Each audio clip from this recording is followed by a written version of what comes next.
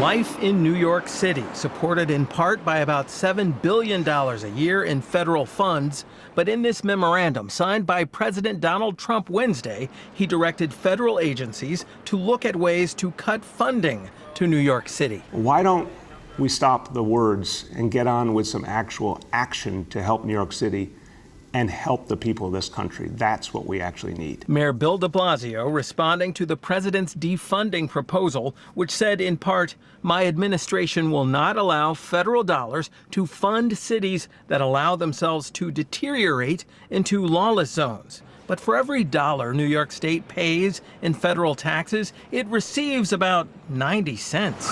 And New York City is the state's biggest tax contributor. Governor Andrew Cuomo has pointed that out before, but today pushed back right at Mr. Trump. You can't bully New Yorkers.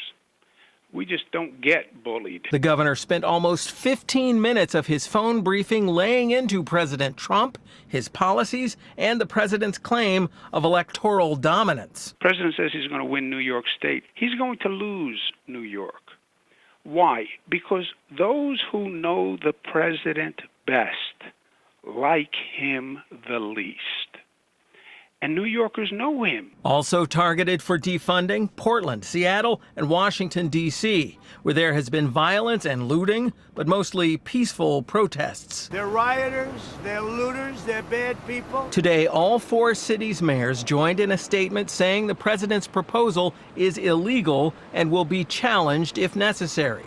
But an analyst of national politics says the president's move is just that. Politics. Not much more than a political stunt to appeal to his base 2 months out of the election in November. Federal funding to New York goes to the police and fire departments through Homeland Security grants, as well as to programs like Social Security. Defunding them may have results President Trump may not want. What the president always seems to forget is that for every word or every action that he takes to seek support from his base and to strengthen his base, there is a counter-reaction. There's a pushback. And he points out that even if agencies find ways to send less money to New York City, it's not up to them.